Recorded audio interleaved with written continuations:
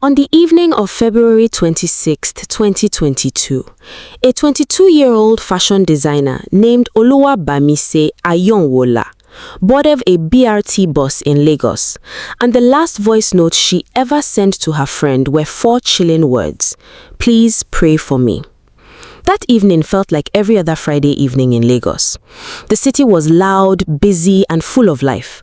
Workers were rushing home, street vendors were calling out to customers. Traffic was moving slowly on the Lekki-Epe Expressway, as it always did at that time of day. Nobody could have looked at that evening and said something terrible was about to happen. Everything looked completely normal. Oluwabamise Ayanwola, lovingly called Bamise by her family and close friends, had just finished work at Aja, a busy commercial area on the Lagos Island axis. She was a young woman with simple plans for that weekend. She wanted to travel to her elder brother's home on the Lagos mainland in Oshodi. She had done the same journey many times before. It was a familiar route. Nothing about it worried her. She packed up, stepped out of work, and made her way to the BRT bus stop at Chevron in Lekki to board a bus. Bamise was the last born in her family, the youngest of 10 children. Anyone who knew her described her as a cheerful and hard-working young woman. She had chosen to build her life in Lagos as a fashion designer. She was 22 years old with her whole future ahead of her. She was not the kind of person who took unnecessary risks. She was careful. She was smart. That Friday evening, all she wanted to do was get to her brother's house before it got too late. At around 7 p.m., Bamise boarded a BRT bus at the Chevron bus stop in Lekki. The BRT system in Lagos is one of the major forms of public transportation in the city. These are large buses designed to carry up to 42 passengers at a time. They run along dedicated routes and are supposed to stop at official bus stops to pick up and drop off passengers. For many Lagos residents, the BRT is an everyday way of getting around. Bamise had no reason to be alarmed. It was a government-recognized transport system. She got on the bus and took her seat. But from the moment she settled in, something felt different. Something felt wrong. The bus was dark inside. There were no security cameras installed in the vehicle. The driver, a 48-year-old man named Andrew Nice Ominikoron, began to flirt with her. He told her to move and sit at the back of the bus. Bamise was at that point the only passenger on board. There was no one else there to witness anything, no one else to call out for help. Just her and the driver, and a growing sense that she had made a mistake by getting on this bus. She sat quietly, watching and thinking. Then, at some point along the route, at least 2 other male passengers boarded the bus. After those men got on, something even more disturbing happened. The driver stopped picking up additional passengers. This was completely against how the BRT system was supposed to work. A bus built for 42 people was now carrying only a handful of passengers and refusing to stop for anyone else. It was heading further into the night, with Bamise trapped inside. At this point, every instinct in Bamise's body was telling her that something was very wrong. And instead of freezing in fear, she did something incredibly brave and smart. She pulled out her phone. She began recording a video of the inside of the bus, making sure to capture the bus plate number identifier, a unique number attached to the vehicle that could help identify it. She then sent that video directly to a friend via WhatsApp. She also sent voice notes telling her friend exactly what was happening, that the driver had been flirting with her, that the bus was dark, that the driver had stopped picking up passengers, and that she was frightened.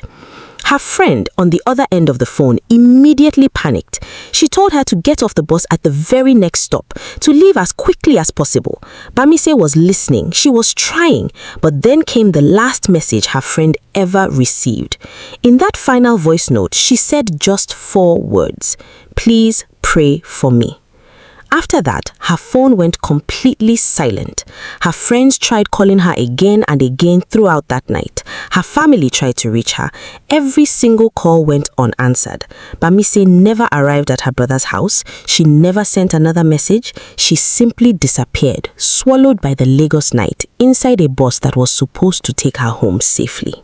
By Saturday morning, February 27th, 2022, the people who loved Bamise knew something was terribly wrong. She had not arrived at her brother's home, she had not called, she had not responded to any messages. Her last known words to her friend were a request for prayer.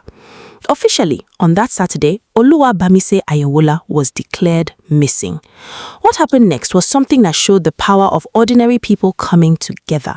Bamise's family and friends did not just sit and wait. They went to work immediately. They shared her photograph across social media, on Twitter, Facebook, Instagram, WhatsApp groups. They shared the details of where she was last seen, what bus she had boarded, and the video she had sent from inside the bus. That video was critical. The plate number identifier she had been smart enough to record was now in the hands of thousands of Nigerians who were all searching for answers. The story spread like wildfire. Within hours, Nigerians across the country were sharing Bamise's picture and information. People who had never met her were posting her details, looking out for any clue, any sighting, anything that could help locate a 22-year-old girl who had simply gotten on a bus and vanished. The outrage was real. The fear was real because many people, especially young women in Lagos, recognized themselves in Bamise. They had all boarded those same buses. They had all made those same journeys. If it could happen to her, it could happen to anyone. Days passed with no news. 1 day, 2 days, 3 days. The silence was unbearable for her family. Then on Monday, March 7th, 2022, 9 days after Bamise boarded that BRT bus, her remains were found. They were discovered near Carter Bridge on Lagos Island in a community known as Ogogoro. What the people who found her saw that day was heartbreaking beyond words. Her body had been thrown from the bus. She had been left there exposed with visible signs of violence done to her. Eyewitnesses at the scene reported something that made the tragedy even more painful. Bamise had still been alive when she was thrown from the moving bus. She had survived the fall, but she was badly injured and could not receive medical help in time. She passed away from her injuries before anyone could save her. A pathologist from the Lagos State University Teaching Hospital later confirmed through an autopsy that the cause of her passing was a brain injury caused by blunt force trauma to her head. She had been beaten before being thrown out of that bus. The news of Bamise's passing broke the nation. Lagos erupted in grief and then in anger. People could not believe what had happened to a young woman who simply wanted to get home.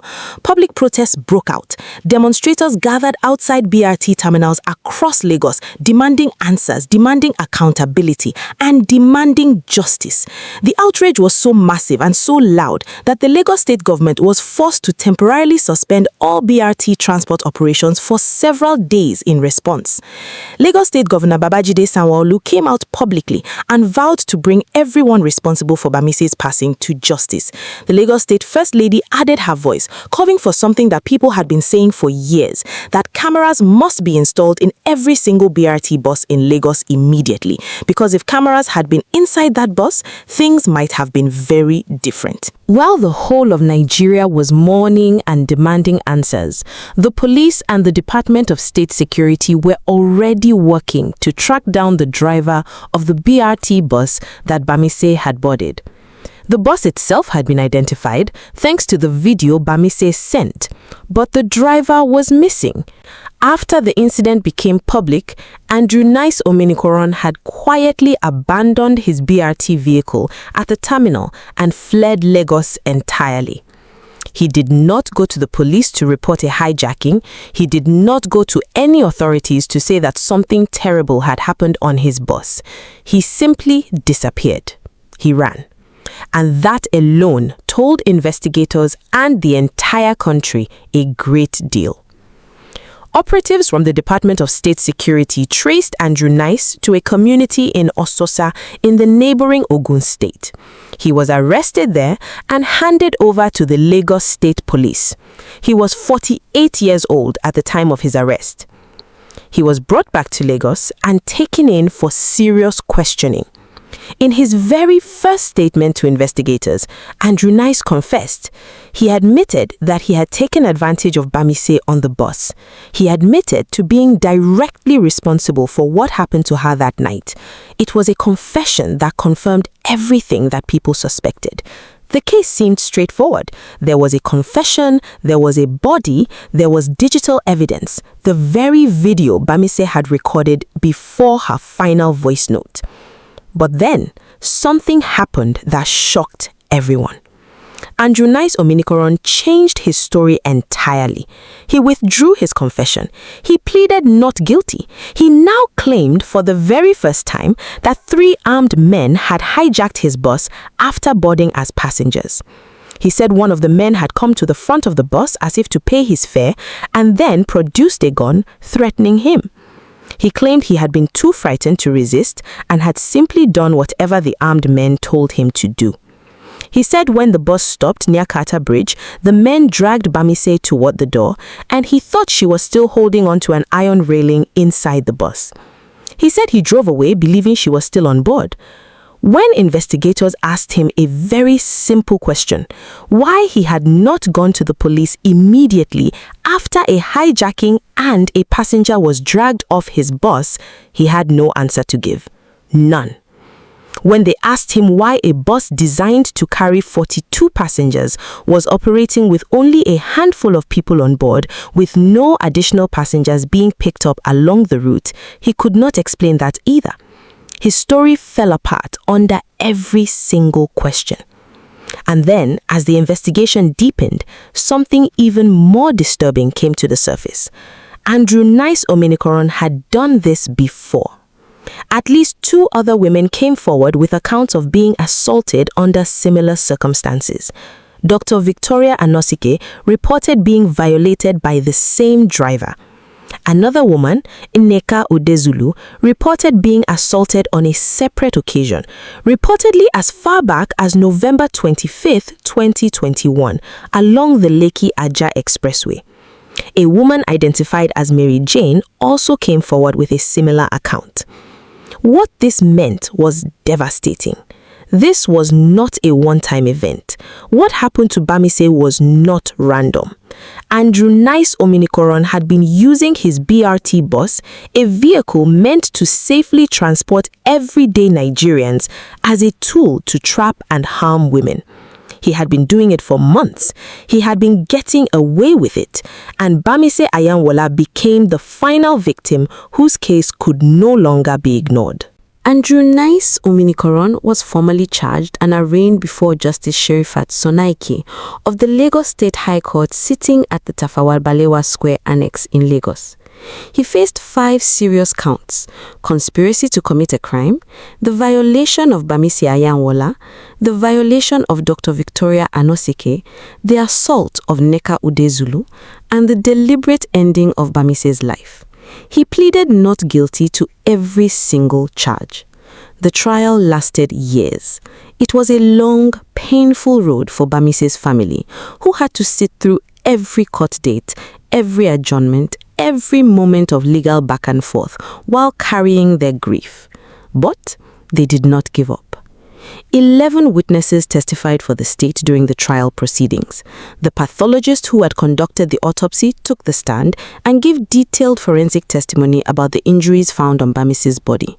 Digital evidence was presented, the very video Bamise had recorded from inside the bus the night she disappeared, showing the plate number identifier along with the voice notes she had sent to her friend.